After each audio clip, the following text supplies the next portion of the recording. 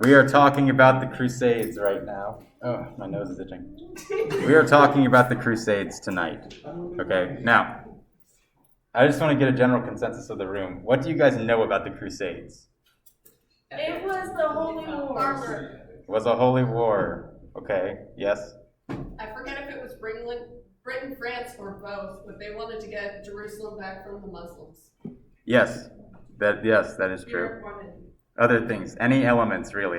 This isn't like an exact answer thing. I'm just looking for elements. They had big crosses. What? They had big crosses. They did have crosses, yes. Going on a crusade was called taking up the cross. Anything else? They had cool helmets. They did have cool helmets. This is actually a Knights Templar helmet, which was like a monastic order, but with swords. So it's really cool. Okay. Anyone else? Does anyone know anything else? Yes? They have a soccer team and a cross-country team. No. Okay. And Yes? no basketball team. Basketball and a fitness team also. The Crusaders. Yes, Hannah. Not including the Children's Crusade, I believe there were 3 total. Oh, there were more than 3. There were a lot That's of like 7. There's at least 8, and then there's other ones that have various other names. Well, we're going to focus on 4 tonight for the most part. Okay. I can see actually pretty well, which is surprising to me. So if the guy with the sword came through Five. the door, you'd see him. Dollar foot long. Anyway, so yes, the Crusades. There is probably no other event or time period in church history that has more myths and slander and controversy surrounding it than the Crusades. The runner-up would probably be the Inquisition, which we'll talk a little bit about next week. But the Crusades, typically, if you're ever talking to someone who's maybe hostile to Christianity, and you're kind of showing them, hey, Christianity's been good for the world. Look at all the universities and hospitals and goodwill that's been done. They will naturally bring up, but what about the Crusades? And then you're supposed to kind of sulk your head in shame and apologize for the Crusades. Is that how we should approach this topic? There's lots of different opinions on the Crusades, even within the church. So let's first start with what is a crusade actually.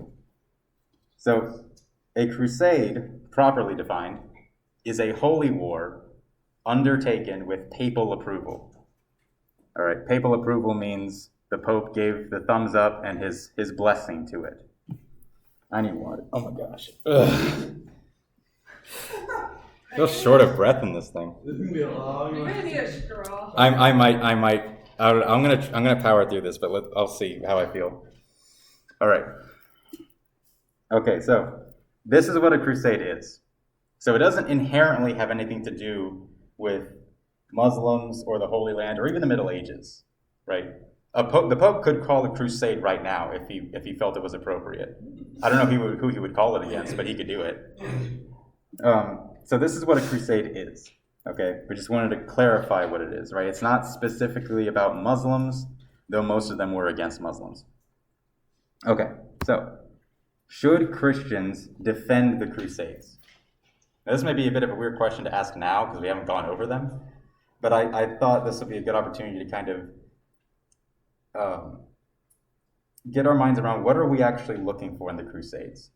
Because there are problems with the Crusades, but they're not really the problems that everyone thinks the problems with the Crusades are, right? So if we just think about the question, it's not a simple yes or no answer. And the reason for this is that not all crusades are equal, right? It's the crusades, plural. There were many crusades, just like there are many wars, right? So asking someone to defend all the crusades would be like asking someone to defend all the wars their country has ever fought. It's just an unreasonable statement. It's like you have to take each one on a case-by-case basis, right? Some are justified, some are not. This is really hard to breathe in here. So you have to look at each crusade. And even if a crusade had a justified cause, which some did, undoubtedly, that doesn't mean you agree with all the actions that were done by the Crusaders. Okay? War is complicated, and the Crusades are no exception. Right? We talked about this at our first lesson of church history. We said, history is full of sinners, and church history is no exception. Right? And especially if you throw war in the mix, war, which is already a very chaotic and destructive force, no one's coming out of that unscathed, both physically, but also spiritually. Everyone's messing up to some extent. Okay, so we're not going in there saying, no, we need to defend everything the Crusaders did and just say everything they did was fine. You're just not based enough to get it. Okay, I'm sorry. I'm taking this thing off. It's so hard to breathe in that thing. Maybe I'll put it on later. Maybe I'll put it on towards the end. Ugh. Not trying. No. Oh. They were probably used to lack of bread. Because they have air holes, but it's like the front plate. It's just you're breathing in your own carbon dioxide at that point. Anyway. Edward, Yes. that is why then you have something else pumping in the air. I don't know how they did it, man. They were men back then. Anyway, so No one said that those. power of the Holy Spirit working in it. Anyway, I'm still going to use this thing though. So even if a crusade had a justified cause, that doesn't mean you support every single action the Crusaders took, right? So some were better than others. We have to have a realistic and sober approach to the Crusades. We can't go in there, apologizing for everything as a whole, because some things were absolutely justified, as we will talk about in a moment. But we also can't be like, no, everything they did was fine. You're just not based enough to understand it. And that's a real ditch to fall into, especially these days. So let's look at what led up to the Crusades, some pre-Crusade conflict between Christianity and Islam. Because despite what you may hear from, schools or universities or media or whatever, Islam is a violent religion. That is not to say that there aren't Muslims who aren't violent. Of course there are. Thank God for inconsistent Muslims. But the origins of Islam are just covered with the blood of people, right? It is a violent religion. We know this is true because Muhammad himself led warfares in the name of his religion, right? He took the city of Mecca by force. We talked about that a couple lessons ago. But then there's also, after he took Mecca, he actually wrote a letter to the Byzantine emperor saying, basically, convert to Islam or we're going to go to war with you. And the Byzantine emperor, didn't reply. And so he tried to lead an army against him, and naturally he got beaten because it was still a very small force compared to the Eastern Roman Empire. So from the beginning, Islam was a violent religion. Okay, so it should not surprise us that it came into conflict with Christianity very early. So the first major battle between Christians and Muslims was the Battle of Yarmouk in 636. And Muhammad died in 632. So just to kind of give you a sense of when this is 4 years after he dies. 4 years after the founder of the religion dies, they already have a massive military battle with Christian nations. Okay, this isn't like people can say Christians have committed violence, which they have, of course, but no one was ever really attaching Christian aspects to warfare until during the Middle Ages, which was centuries after the apostles had died, and there's no evidence the apostles ever used violence for means. We have evidence to the contrary from the New Testament and other sources. But here we have, within 4 years of the founder of the religion dying, they're already scoring major military victories against Christians. So the Battle of Yarmouk is over here. It's around Jerusalem. And in this battle, Muslims beat Christians and they conquered Syria and Palestine. So they took this area right here, sort of in modern day Iraq, Syria, Israel, Jordan, Lebanon, that kind of area. So that's the Battle of Yarmouk.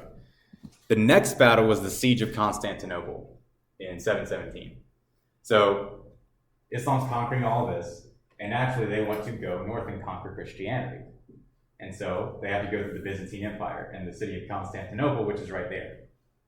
But Leo III, who we mentioned last week, he was against the use of icons. Leo III halts the Islamic advance in the east, right? So the Muslims are trying to break through into Europe, and Leo III stops them. He protects Christendom's eastern flank. And the reason for this is because Muslims were no match for Greeks when it came to naval warfare. The Byzantines used Greek fire to burn Muslim ships on the sea, which is, if you don't know what that is, it's essentially a Middle Ages version of a flamethrower. And there's paintings, I didn't pull one up, but there's paintings of like them launching flames at Muslim ships. So it's pretty cool.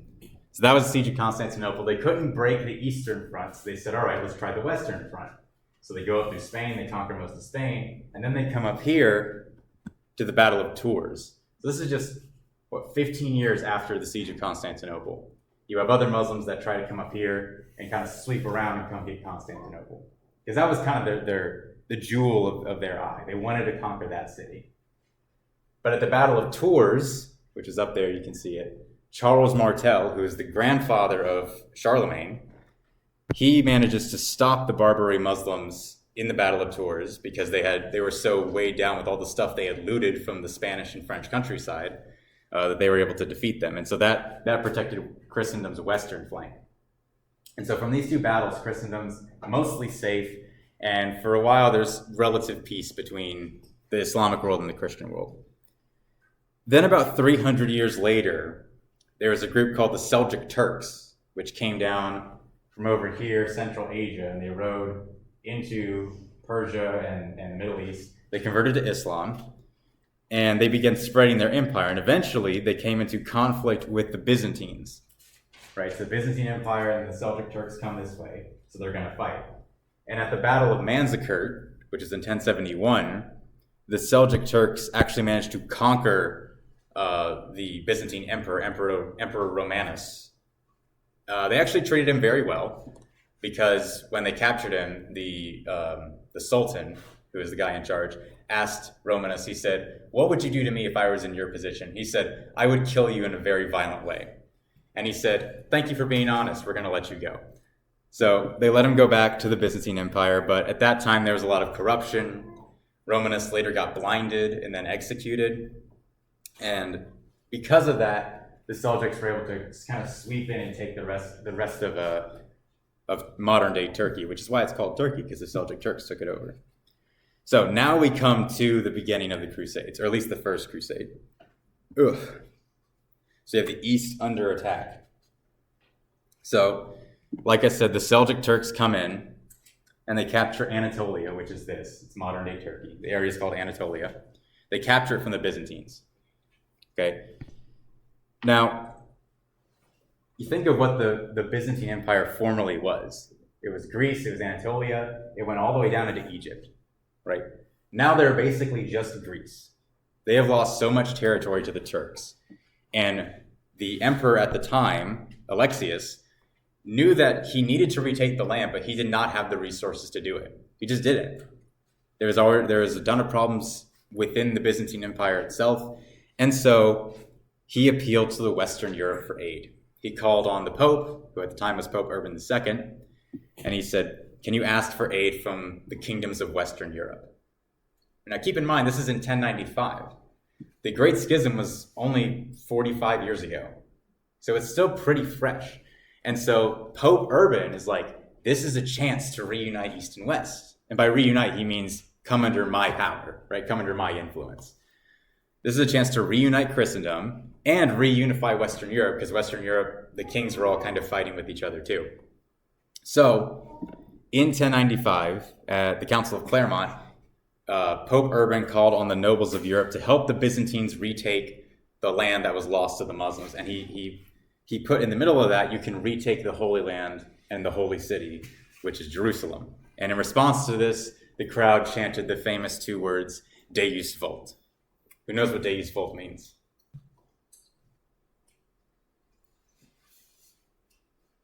Really? None of you know what it means? No. That's not for the king. It means God wills it, right? Deus, God, and then I guess Vult means wills it. So Deus Vult, God wills it. They chanted, God wills it, right? God wills that this will be done. So the people were pretty pumped. They were ready to go retake the Holy Land. Not surprising, because even though they were all kind of enemies, nothing unifies people more than an external threat. And Islam was clearly an external threat. They were not going to be satisfied with just stopping in Anatolia. They wanted to keep going. And so you can say, oh, Pope Urban just wanted to do it for his own selfish gain. You can say that the kings of Europe wanted to do it for their own selfish gain. That all may be true, but that does not change the fact that there was a legitimate threat to Christendom, to the church, and the Pope called on the kings of Europe to respond to that. Okay, so I think the First Crusade was very justified. But the Pope also promised forgiveness of sins for all those who went to fight. Obviously, this is not theologically correct. We are forgiven of our sins by having faith in Christ, not because we go fight in wars, just, even if they are just wars. So, but with all that said, we are off to the First Crusade, which lasted from 1097 to 1099. Okay, I'm going to try to put the helmet back on. Ugh.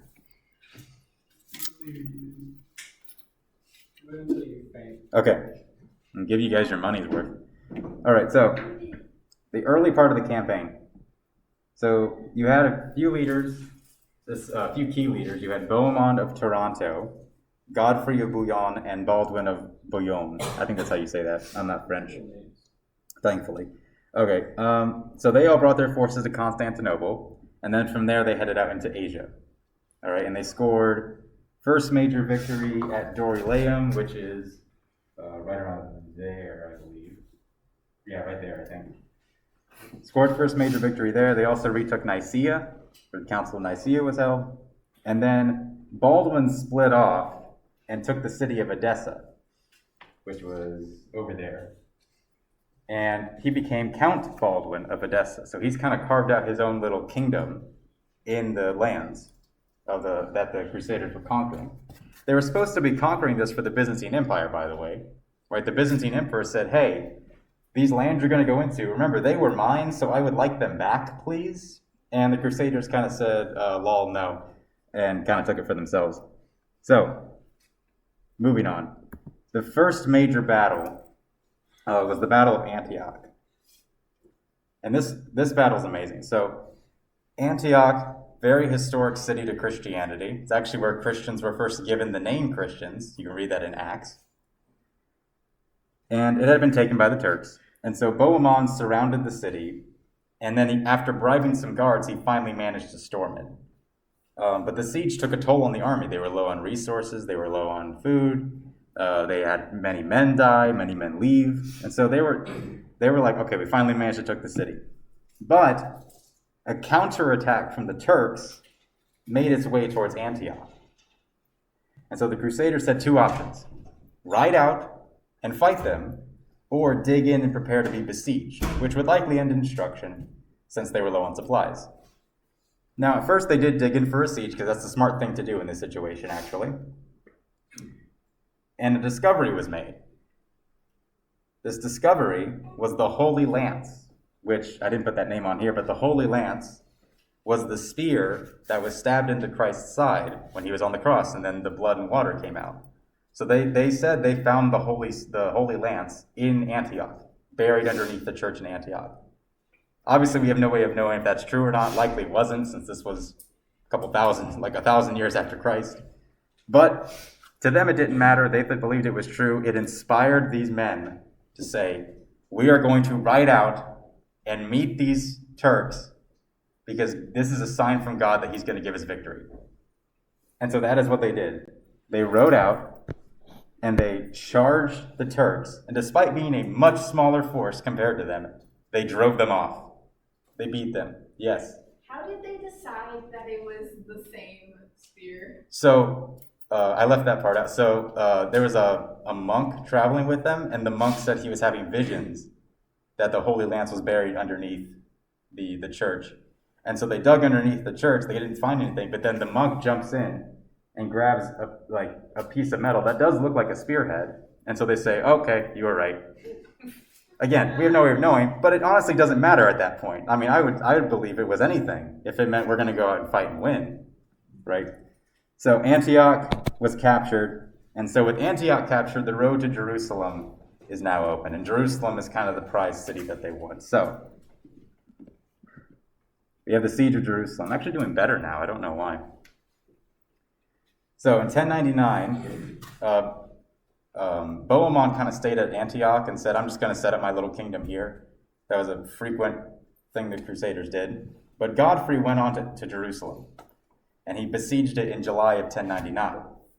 However, the Crusaders didn't really have a way to get into the city because there was no wood for which they could scavenge and make siege towers, right? Back then, cities had walls. You needed siege towers to get in, or you had to break the walls, which meant you needed like catapults or something, and that was hard to build too. So what happened was there was a resupply fleet that came in, but then they got blockaded by Muslims. So the ships couldn't get out, but they managed to resupply the troops. And so the Crusaders said, hey, what if we just took apart our ships and used the wood to build siege towers? And so that's what they did. They built 2 siege towers, and with this, the Crusaders were able to storm the city of Jerusalem. And that they did. And this is the thing that is commonly brought up whenever someone's like, oh, the Crusades were so violent, they were horrible, they were Christians murdering Muslims left and right. They usually reference this. And yes, the Crusaders killed civilians in Jerusalem. They killed a lot of them. They killed women, they killed children, they killed non-combatants. That's what they did. But remember what I said, just because a crusade is justified does not mean you support everything the Crusaders did. This is bad. I'm not going to try to defend it. However, this was warfare at that time. This is what people did. This was not unique to the Crusades at all. And people trying to claim it is are either ignorant or trying to give a false narrative. So it is what it is. No one's proud of it, but it's what happened. So after the siege, Godfrey took control of the city and remained as its protector, which basically meant its king. So that marks the end of the First Crusade, and the First Crusade is by far the most successful of the Crusades, right? They had a mission, go in there, retake land, retake Jerusalem, and that's what they did. That's what they did. And so in the aftermath, they set up what are called Crusader states. So they set up 4 new kingdoms. These were the county of Edessa, which is that red one, I believe. And then you had the Principality of Antioch, which I think was the orange one. I can't read that, it's too blurry. And then the county of Tripoli, which is the green one, and then the Kingdom of Jerusalem, which is this blue one right here. So these states would continue to exist in some form for about the next 2 centuries.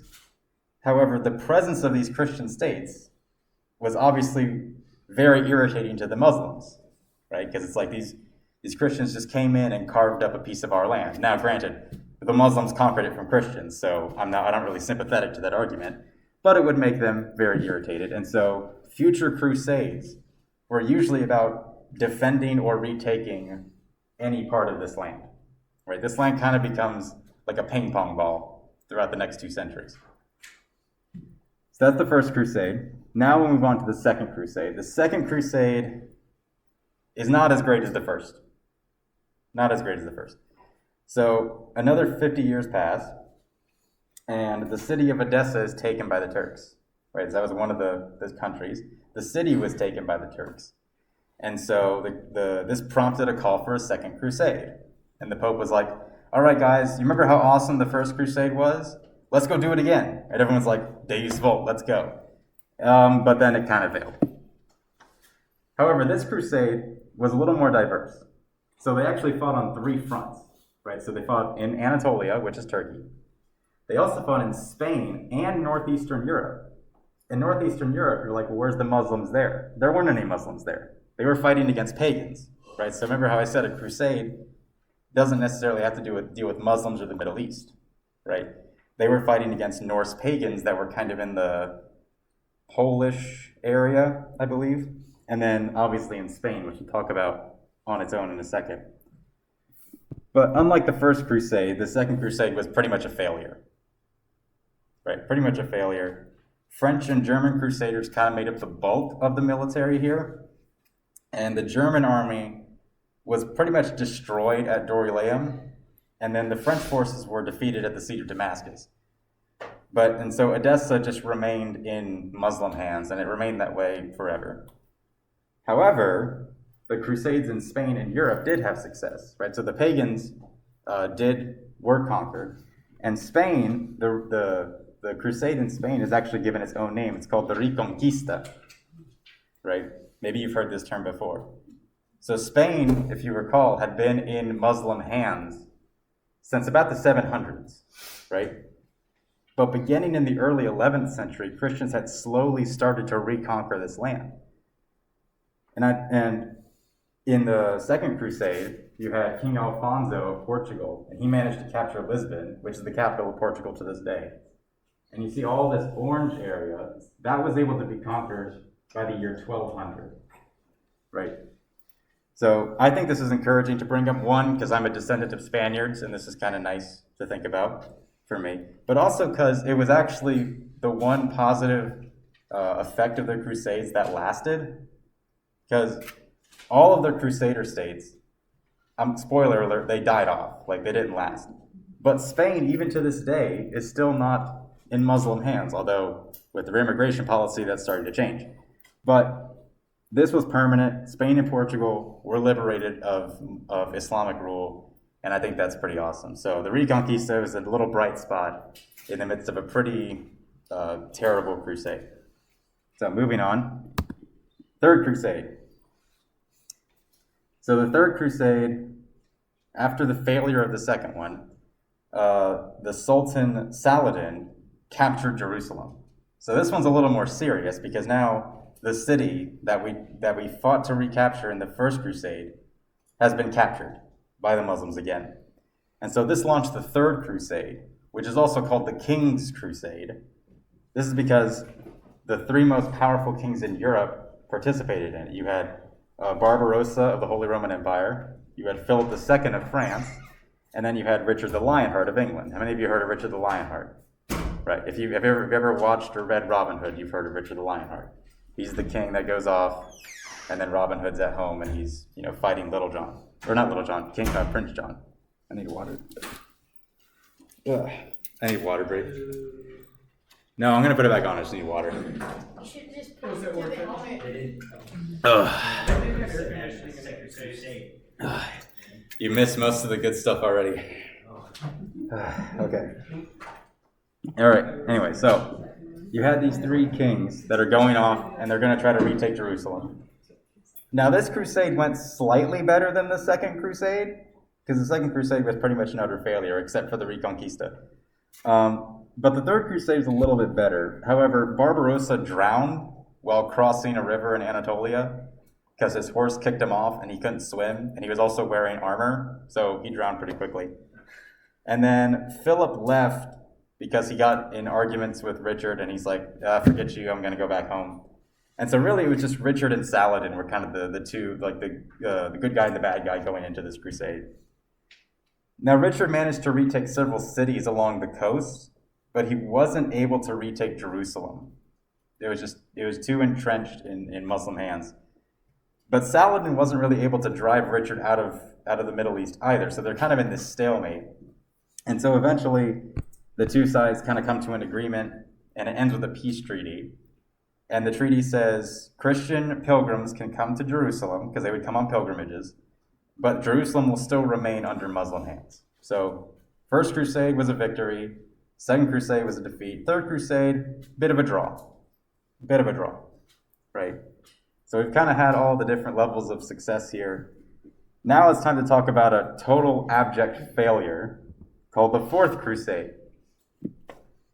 This could barely be called a crusade, and you'll see why in a second. So this is the last one we're going to really focus on. The other ones we'll kind of just speed through really fast. This is kind of where we see any sense of majesty or glory associated with the Crusades. That kind of starts to die out. So Pope Innocent III, he rises to power, and he says, I want to get a new crusade going to kind of, get everyone back in the spirit of things. So he's calling for a new crusade, but most people are uninterested. Most of the kings are uninterested. They got bigger problems to deal with. But there are some people who still want to go because of the promise of, forgiveness of sins and things like that. And so the Crusaders meet in Venice to go to Egypt. Now, previous crusades would usually try to go through Anatolia, and then go down to Jerusalem. But Anatolia is a big mountainous peninsula, and it was, in control of the Turks, and so that was hard to fight through. And so the Crusaders had the idea of, hey, instead of going through Anatolia, let's sail down to Egypt and then go up. Okay, but you got to sail down to Egypt, which means you need a navy. And if you wanted to get a navy in the medieval era, you went to Venice. They were the masters of the Mediterranean Sea at this point. So they gather in Venice, and they're going to go to Egypt. The Venetians build them a navy. However, there aren't enough crusaders there to pay for the navy. And so they're like, we don't have the money to pay you. And so the Venetians say, okay, here's a counteroffer. If you go sack this city of Zara, which is in Europe, which is a Christian city, we will wipe your debt clean. Okay? You would think for crusaders, sacking a Christian city would be kind of counterintuitive. But these crusaders didn't think so they went along with it. And they went up to Zara, they sacked Zara. However, the Pope heard about this, and he was pretty irate, and so he excommunicated all the crusaders and the entire country of Venice. He said, you're all kicked out because this is horrible. And it was horrible, so I mean, it's a good call. So this caused a lot of soldiers to leave and go either back home or try to go crusade in Egypt. But the debt still needed to be paid. The Venetians still wanted their money back. So what are they going to do? Well, at this time, in the Byzantine Empire, there is an emperor who had been kicked out of power called Alexios IV. I'm going to call him Alexios IV because there's another Alexios that pops up, and I don't want to get too confused. So Alexios IV offers to pay the debt if the Crusaders come and help him regain power. Well, they got no other option, right? The Pope just cut them off, so they don't have his support. And so they're like, all right, fine, we'll go set this guy free. And this leads to, or the first part of the sack of Constantinople. So the Crusaders go into Constantinople, they free Alexios IV, and he's like, thanks for freeing me. I will try my best to get back to you and pay you. Right, but it's going to take some time because we've had some problems. Okay. This is still a big deal because you have a crusading army. They weren't just sacking a little town called Zara. Now they're sacking the capital of Eastern Christianity. And keep in mind, this is still post the Great Schism, so this is just making their relationship worse between East and West. And so Alexios is trying to pay the debt, but then he's assassinated by Alexios V. No relation, by the way. The Byzantines just didn't know how to come up with original names. Everyone's either Constantine or Alexios.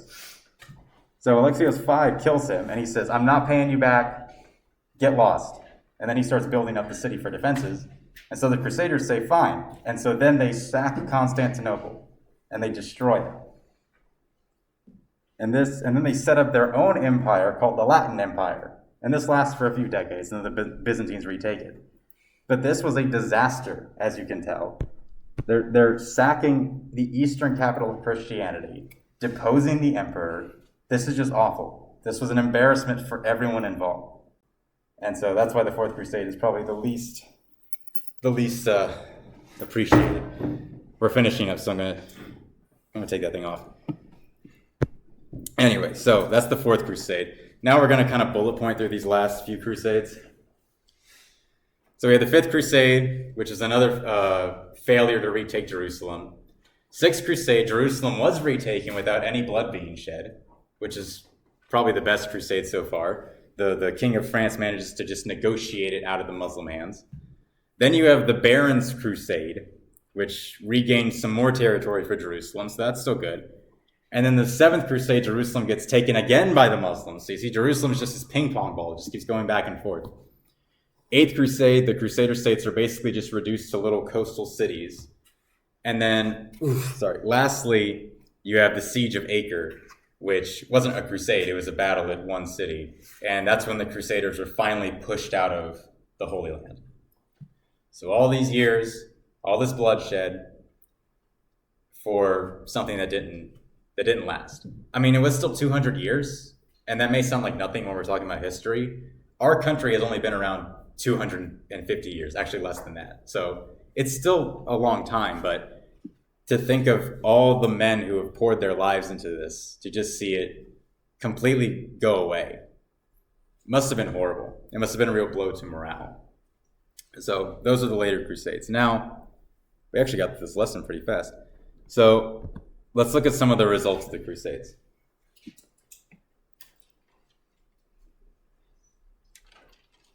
So ultimately, the Crusades did not have that lasting of an impact on the politics of the Middle East. In fact, really, they didn't affect that much of the Muslim world. First big thing that happened was they worsened East-West relations. And I mean within Christendom, so the Western and Eastern Christians. Like I said, we already had the Great Schism, which was bad. And then throughout each of the Crusades, the Byzantines disliked the Western Christians even more because they would come in and they would kind of be rowdy and disruptive. And then the Fourth Crusade comes and they literally sack Constantinople. So this is just making that relationship completely irreconcilable. Now, I don't think anyone today holds it against the other because no one is alive to remember it. But it's still something that those wounds in history don't fully heal. And this could have been an opportunity to actually unite Christendom. That First Crusade could have worked.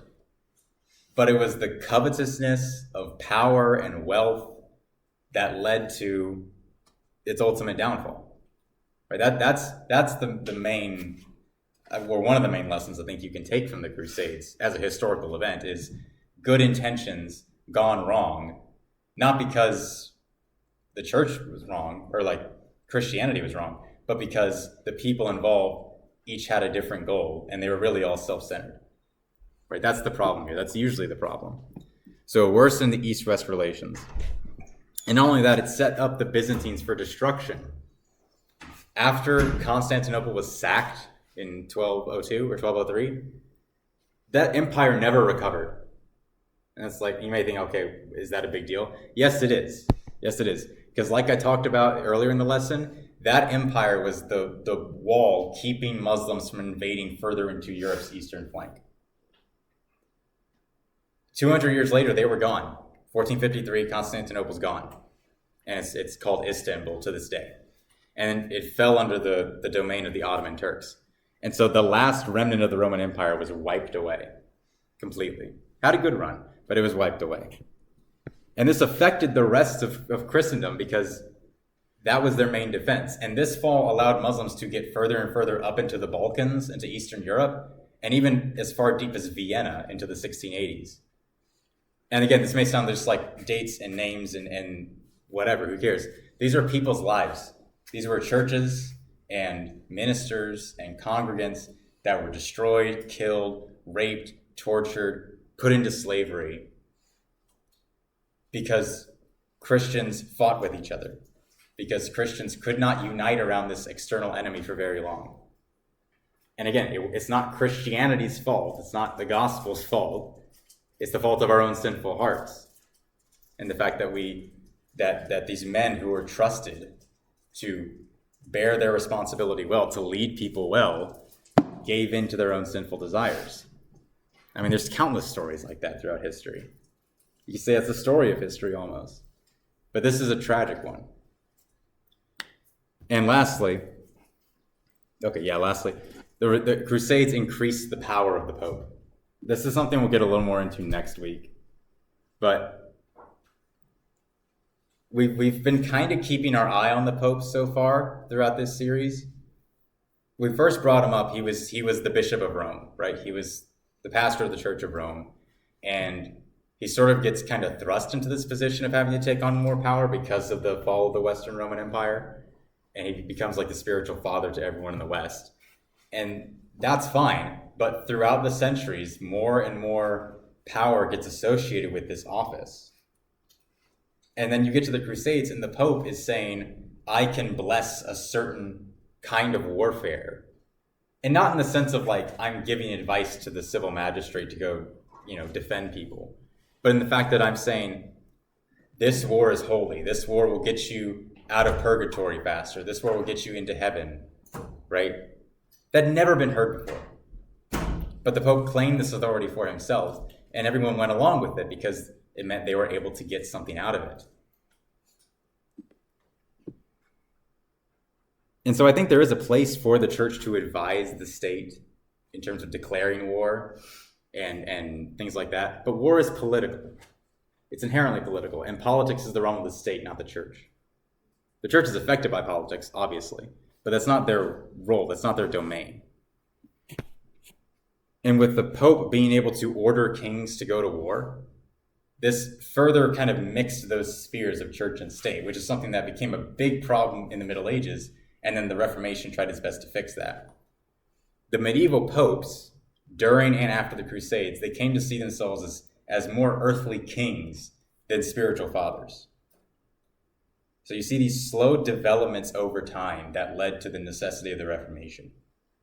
Right? It's not as though all these bad things just dropped out of the sky, like purgatory just dropped out of the sky, the papacy just dropped out of the sky. These things develop slowly, and they develop without anyone noticing because at the time it felt necessary.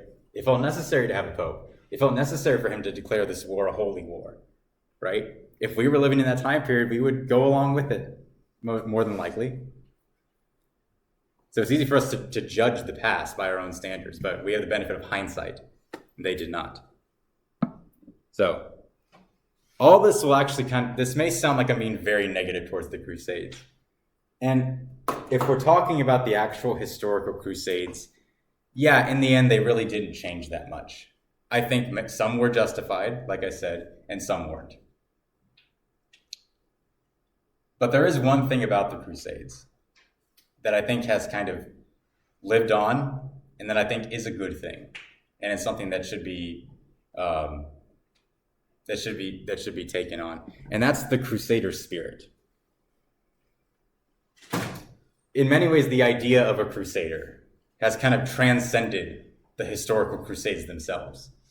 Right? Everyone knows what a crusader is, but most people don't know much about the historical Crusades themselves.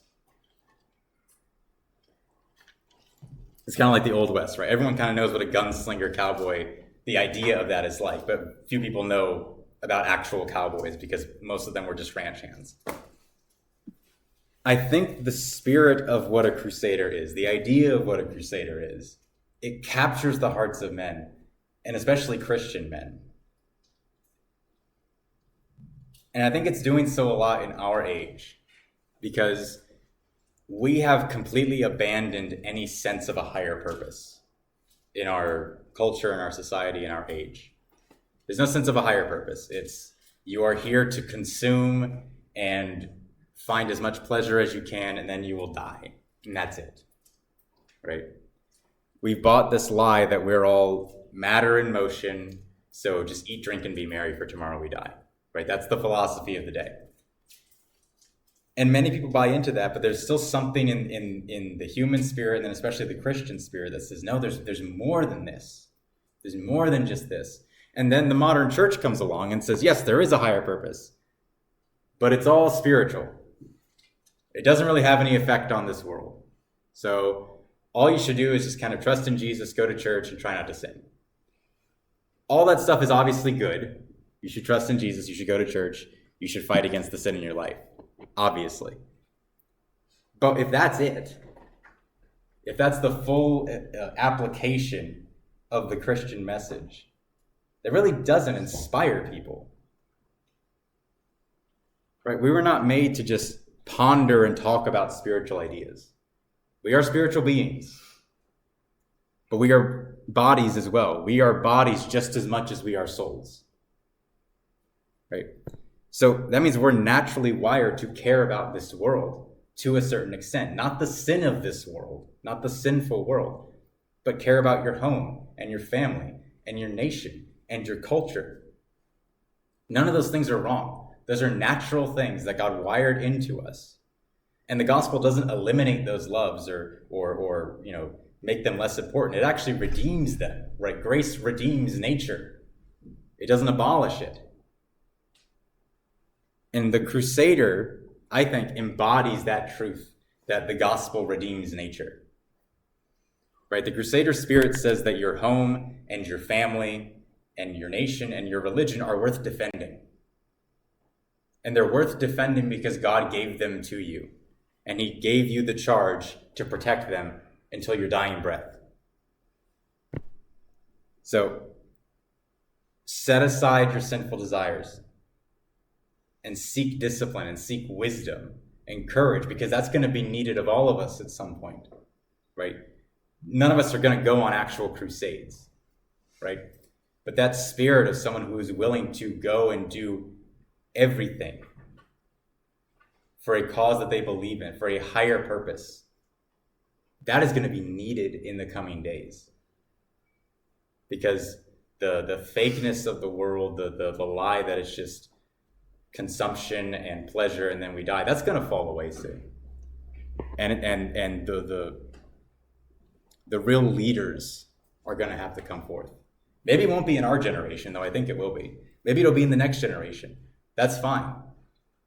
Train yourself now to have this crusading spirit. And if it's not in your generation that you'll have to lose it, pass it on to your kids and then teach them to pass it on to theirs, right? We have to have this long-term mindset. It can't be everything right now. We have to think long-term. We have to think generationally. We have to think that there's a purpose that God has beyond our own life, because that's what the Crusaders believed, right? They went over there. Yeah, many went over there seeking fortune and fame and glory and forgiveness of sins. Absolutely. But there were also many who went over there knowing they could die. They could die in horrible ways. They could be taken captive. They could be tortured to death. They all knew that.